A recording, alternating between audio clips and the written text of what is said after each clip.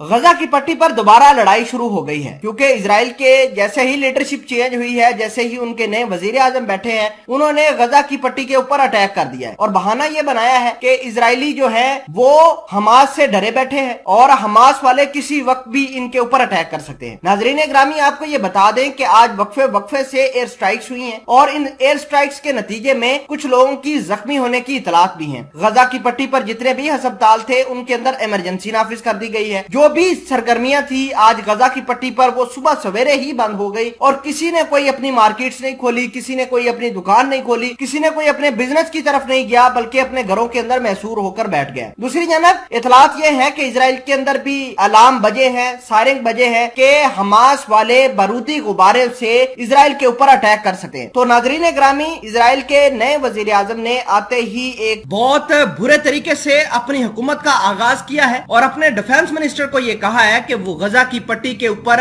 हमलों करने की तैयारी करे। तो मामलात को डिटेल के साथ आपके साथ शेयर करेंगे। छोटी सी गुजारिश है कि जो दोस्त हमारे इस चैनल हसना टीवी पर नए हैं वो चैनल को सब्सक्राइब कर लें, घंटी के निशान को दबा लें ताकि लेटेस्ट न्यूज उन तक बर वक्त पहुंचती रहे। सबसे पहले तो आपको ये जानना चाहिए कि गजा की पट्टी पर अमन था। पिछले एक हफ्ते के दौरान किसी तरीके से कोई स्क्रिमिश भी नहीं हुआ था, लेकिन जैसे ही हालात बदले हैं, नेतन्याहू घर गए हैं और उनकी जगह नफ्ताली ने आके संभाली है, उन्होंने आज आते ही गजा की पट्टी का घेराव करना शुरू कर दिया है और बहाना ये बनाया है कि गजा की पट्टी से हमास वालों ने बारूदी गुब्बारों से इजराइल के शहरों पर निशाना बनाना शुरू किया है। लेकिन इस तरह की कोई खबर नहीं है कि हमास वालों ने गुब्बारों से हमला किया है। आपको पता होना चाहिए कि इजराइल को नुकसान पहुंचाने के लिए बारूदी गुब्बारों का इस्तेमाल हमास वाले पहले करते रहे हैं और इसी को जवाब बनाकर आज सुबह सवेरे 5 बजे से लेकर 7 बजे तक इन्होंने लगातार इजराइल वालों ने एयर स्ट्राइक गजा की पट्टी पर की है। तो दूसरी जानब इतलात ये है कि हमास ने भी अपना मोर्चा संभाल लिया है और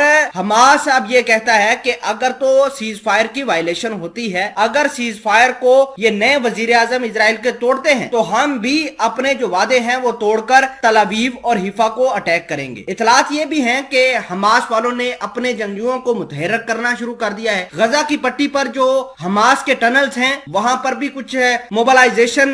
दिखाई दी जा रही है क्योंकि जो सैटेलाइट इमेज आ रही हैं वो ये बताती हैं कि अब गजा की पट्टी पर दोबारा ऐसे ग्राउंड्स बनाए जा रहे हैं, दोबारा ऐसे मामलात होने जा रहे हैं जिससे हो सकता है कि गजा की पट्टी पर लड़ाई होना शुरू हो जाए। तो नाजरीन ग्रामी, मामलात बहुत ज्यादा खराब हैं। इजराइल के वजीर आजम जो है उन्होंने आते ही कुर्सी पर यह ऐलान किया है कि वो हमास को नहीं छोड़ेंगे। जाहिर सी बात है कि हमास चुप रहने वालों में से नहीं है और हमास ने भी अपना ग्राउंड प्रिपेयर करना शुरू कर दिया है और अपने जंगजुओं को मुतहर्रिक कर दिया है और वो ये भी कहते हैं कि हम नए वजीर आजम का हमलों से इस्तकबाल करने के लिए भी तैयार हैं। तो ये मामलात आजकल गजा की पट्टी पर हो रहे हैं। आपको ये भी बता दें कि राइट विंग के जो इजरायली हैं उन्होंने ईस्टर्न यरूशलेम के अंदर जाकर एक बहुत बड़ा अपनी ताकत का मुजाहिरा किया है और फलस्तीनियों को थ्रेट करने की कोशिश की है कि हम अब दोबारा ताकत में आ गए हैं और अब हम फलस्तीनियों को देख लेंगे। तो ये मामलात गजा की पट्टी पर जारी हैं।